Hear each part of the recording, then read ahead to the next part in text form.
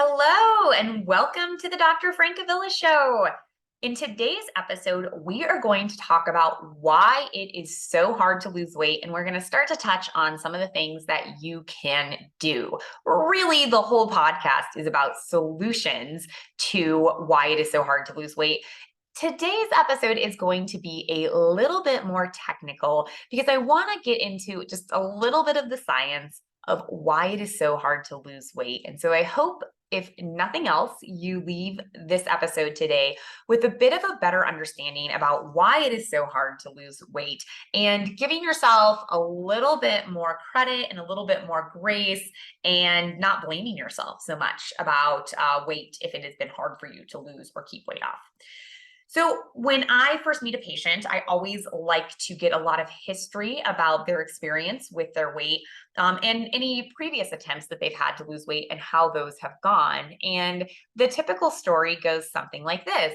The patient tells me that they have started a program in the past. They maybe were watching calories, portion size, carbohydrates, but they had some sort of nutrition plan. And maybe they increased exercise, maybe they didn't. But the plan was working. The first week, things went great. The first month, things went great. The second month, things went pretty well, but they probably didn't lose quite as much weight as that first month. Third month, still losing a little bit of weight. And at some point around 6 months, they kind of felt like they stopped losing weight. It was like the system stopped working, whatever it was, right? And then at some point, something happened. Maybe they went on vacation or they had a stressor in their life. They just stopped their exercise program, or they didn't have time to meal prep. Some changes happened, and they went from no longer losing weight to maybe actually regaining weight and ended up at some point back where they started, or maybe over time at a higher and higher weight until they came to see me. And a lot of times they have repeated this cycle several times, dozens of times, maybe lots of different programs. Maybe some programs worked, some didn't, maybe all the programs worked. But the story always seems the same, that at a certain point, it just didn't work as well. And at a certain point, it just stopped working. And oftentimes people really feel like a failure when this happens. And I always like to explain that no, you're not a failure. This is biology. Your body was actually doing what it was supposed to do, what it was programmed to do. Our bodies are very much designed to at least maintain weight. We're probably mostly programmed to be slowly gaining weight over our lifetime because it's protected, right? We need calories to burn in order to be able to perform functions of our life, right? And so our body errs on the side of having a little too much. In the modern world that most of us live in, we have access to abundant amount of food. And so when we add that to our body's programming to gain weight, that can create a really big problem for people where they continue to struggle with their weight. So we're going to get into some more details on that. So the two main models that we're going to talk about today are the calories in, calories out model and the carbohydrate insulin model. So I think almost all of us are familiar with this calories in, calories out model. And what this says is that, hey, weight loss is really simple. All you have to do is eat less calories than you burn and you'll lose weight, right? It's physics. How can you possibly argue with that? It's physics. And you can get in arguments with people on the internet all day long if you care to about this, and they will once again tell you it's physics. Well, here's the thing. I'm a physician and I take care of physiology, which is different than physics. As much as we like to compare the human body to a machine, it is not a machine. It is much, much, much more complex than a machine. And it has checks and balances. And so there's lots of checks and balances. And I always tell my patients, if those things are all working correctly, if your body's what's in homeostasis or balance, you probably don't need a doctor, right? Your body's just taking care of itself. That's what it's designed to do. But when anything gets off, that's when it becomes pathophysiology, right? A problem with your biology. And that's when a doctor gets involved. So your body is regulating things all day long. And if it doesn't, bad things happen. So I always talk about electrolytes. If your electrolytes get really off, bad things happen. You can have seizures, you can have arrhythmias, your heart can stop. These are some of the more dangerous things that we take care of for our patients in the hospital when their body gets really out of whack for some reason. But for almost all of us on a daily basis, our body's really good at regulating that. And we don't think twice about it, right? It really doesn't matter how much potassium or calcium you're ingesting, unless you're going way, way, way above and beyond and poisoning yourself with these things, your body normally will adjust them, right? For some reason, when it comes to calories, we think we are different. We think that, like, our body is not involved in regulating this at all. And that's where we have gotten the calories in, calories out model completely wrong, because that model says over here there's calories, and on the other side there's calories out, calories in on the other side, and like it should be a balanced equation. And if you change that equation, you can lose weight. But what it doesn't account for is that there is a third element in this equation, which is metabolic rate. And that is not completely in your control. What we know is that when you start to lose weight, your metabolic rate goes down. And when you start to lose weight, hunger goes up. And so this is where one of the biggest problems comes in for almost everyone who's trying to lose weight, is that you're really fighting biology. And so calories in, calories out really forgets the fact that that metabolic rate can change and that our body wants to preserve weight. It doesn't want to lose weight. Some people's bodies are more dramatic at that than others, and that can change throughout people's lifetime as well.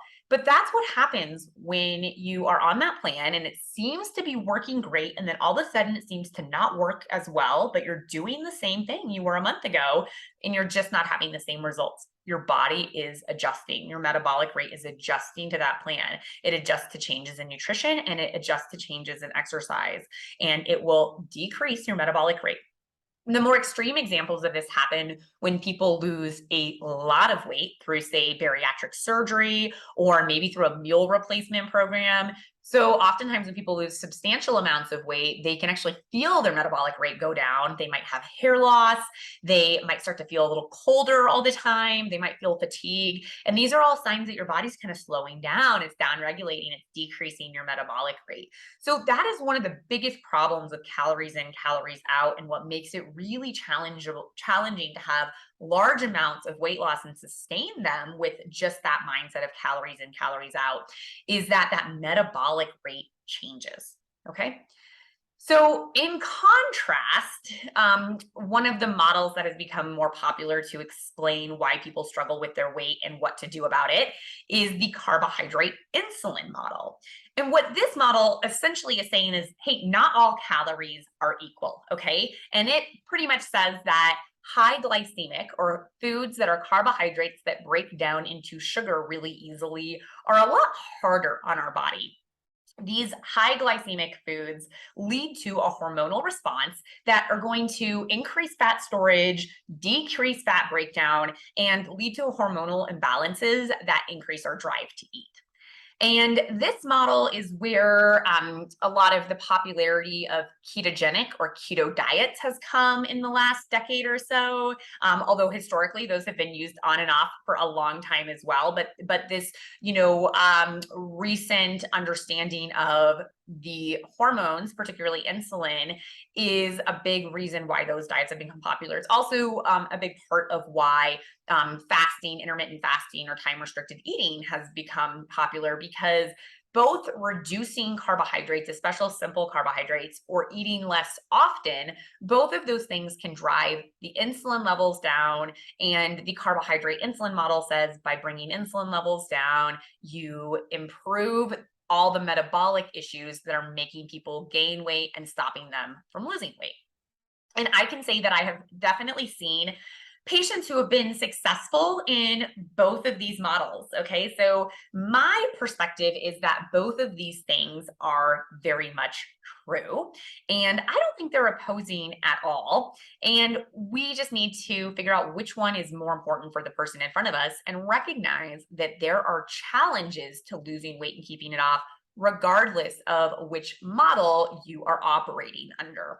So in the calories in, calories out model, which is kind of the traditional way we think of things, what we need to remember is that metabolic rate adjusts. And so what people will say is, well, that's where exercise comes in. And that's true. You can increase your metabolic rate some through exercise and by building muscle, but your metabolic rate can just adjust to that as well. Okay. So that's not a complete solution. But one of the things that is going to be an issue no matter how you lose weight is that metabolic rate goes down. Even more important, though, is that hunger goes up and fullness and satiety go down. So as you're losing weight, you're sort of fighting physiology because you are hungry, and hunger is real. I can't emphasize that enough. I work with patients who are physicians. I work with patients who are lawyers. I work with lots of people who are top in their field. They are successful people. They've gone through challenging school programs, passed tough exams. I work with law enforcement. I work with firefighters. I work with people who do tough jobs. They have a lot of discipline, former soldiers, right? People who I know can do hard things and they struggle with their weight because it's not just about doing hard things, okay? I work with people who are former high level athletes who competed at high levels, won championships in their sports, and they struggle with their weight. I work with people who are very successful in their personal life. They've been married for 40 years. They have kids that they're very proud of. They've done well in their career. They've been employee of the month. People who are really successful in lots of different domains and they struggle with their weight. And it's because a lot of this is biologically programmed. Now, do not take that to mean that there is nothing that you can do, okay? That is what my career is dedicated to. That's what my podcast is dedicated to. There are definitely solutions to all of this, but I just want you to understand some of why this is really hard. So calories in, calories out is not the whole story. If this is new information to you, I hope that that is really opening your mind. Back to that carbohydrate insulin model, which I think, also does have some important role in our discussions on weight, which really emphasizes that not all calories are equal, right? In the traditional calories in, calories out model, we kind of say, well, 1,200 calories is 1,200 calories that are all units of energy, but those calories do affect our body differently. And they also affect our feeling of fullness, our feeling of hunger, our feeling of being satisfied differently as well, too. And so not all calories are equal. And I think if we take a step back, we all intuitively know this, right? We know if we eat nothing but Mountain Dew and chocolate chip cookies all day, that we're going to feel different and have different results than if we eat eggs, chicken salad, and salmon and broccoli throughout the day, right? Even if it's the same amount of calories, we eat 1,500 calories of, chocolate chip cookies and Mountain Dew and 1,500 calories of a balanced diet, we know we're going to have different results, right? So calories in, calories out is not the whole story. Not all calories are equal. The carbohydrate insulin model also usually notes that there are some people who are going to be predisposed to struggle more. These are people who have insulin resistance, people who have problems with glucose balance, so people who have diabetes or prediabetes, or people who are susceptible to those things, maybe they don't have those diagnoses yet, are going to be more predisposed to struggle. And that is one of the things I've universally seen in my clinic is that people who have strong family histories of diabetes, people who have insulin resistance that we can see different ways on exam or through blood work, all struggle more with their weight, right? When I have someone who comes in and maybe they're my age and it sounds like they're kind of eating the same foods as me and their activity is kind of similar and they're struggling with their weight, one of the differences I'll often see is this insulin resistance problem. So that is, even if we don't have it completely mapped out, in my experience, and I think more and more the science is showing at least part of the problem. That also doesn't mean that you can eat an unlimited amount of calories that are healthier foods and balanced foods, right? That also can lead to weight gain, but it is harder to overeat those foods. So there was an interesting article that came out this year that, had the experts in the field on both sides of this kind of duke it out scientifically with the two models.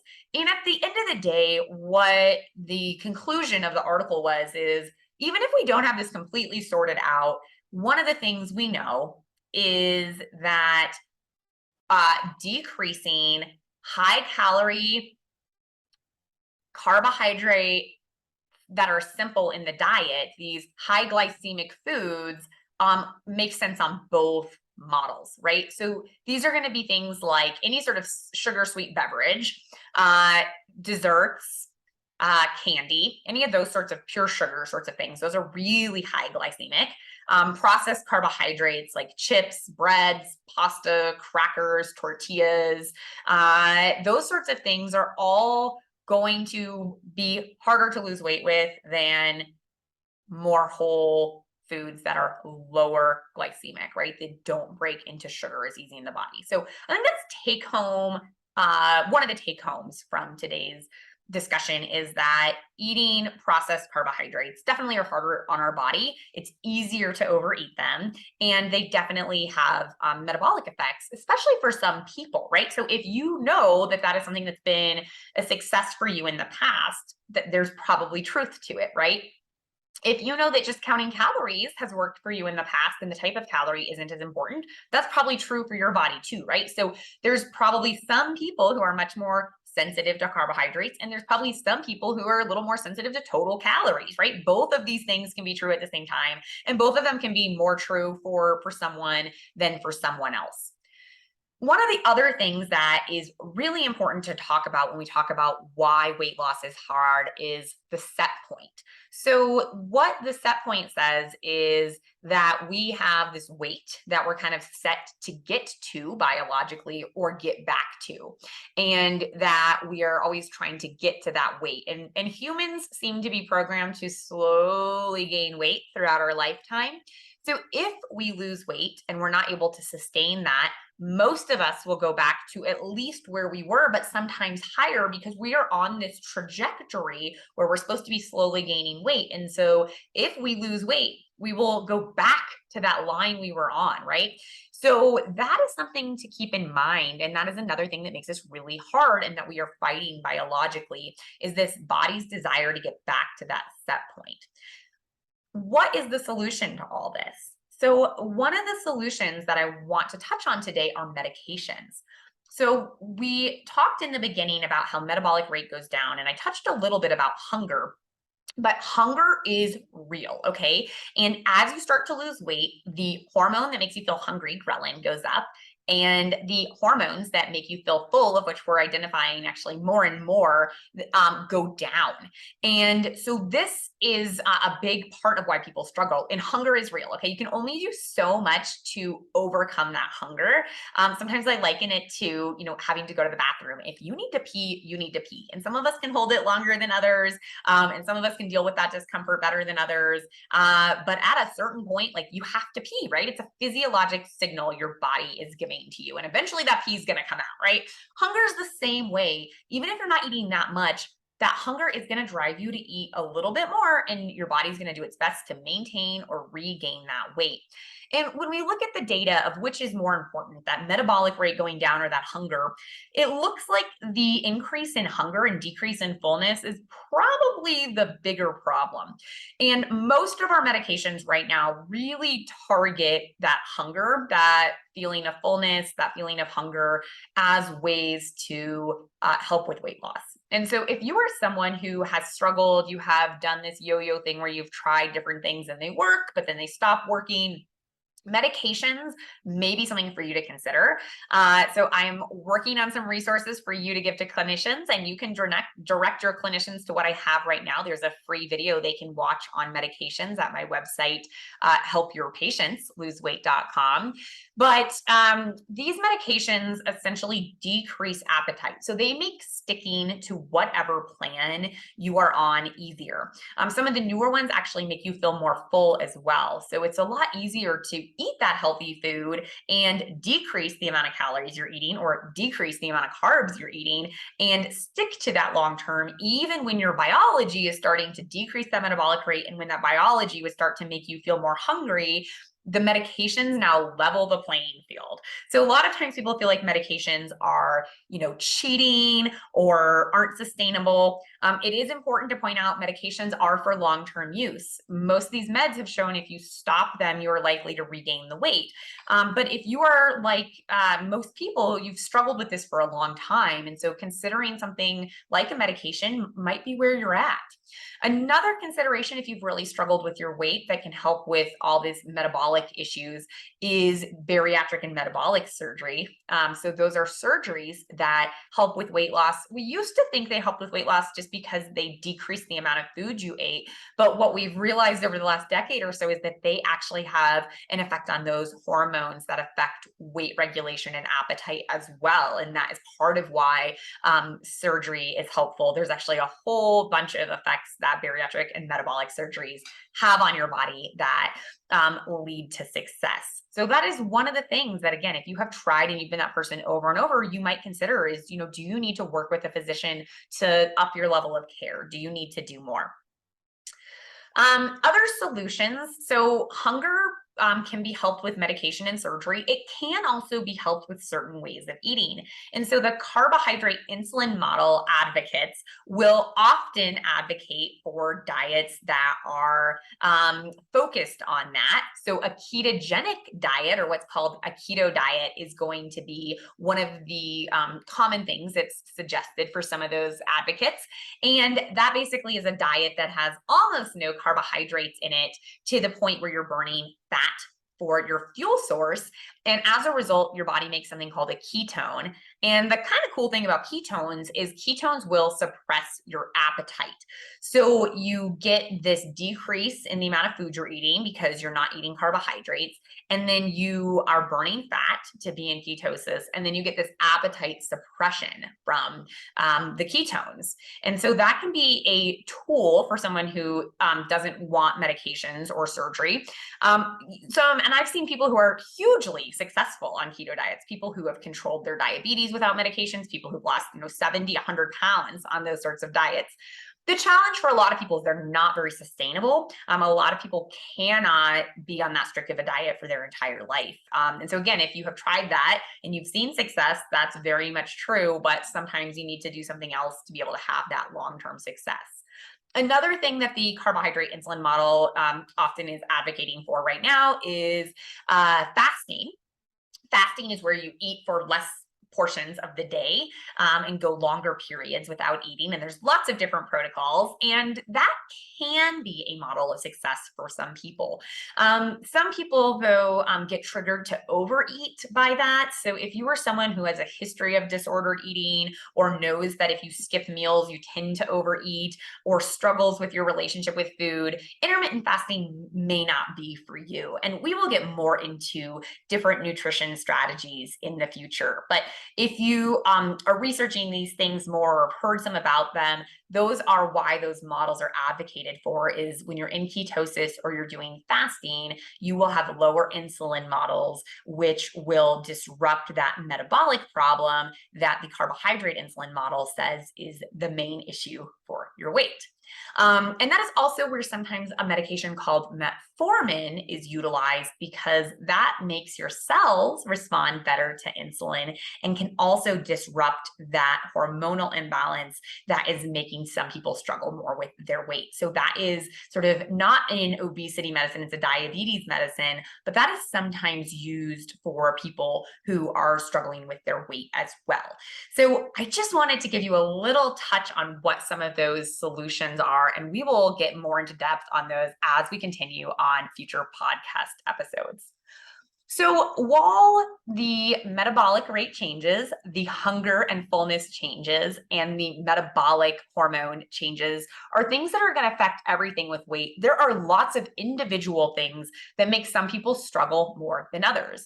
These are things like susceptibility to insulin resistance, lots of different genetic components, disordered eating, sleep apnea, hypothyroid, your gut microbiome, trauma, ADHD, depression, alcohol use. There's a long list of things that may be affecting one person's struggle with weight. And so when we start adding together these things that affect everyone together with some of these individual things, that's why some people struggle a lot more than other people.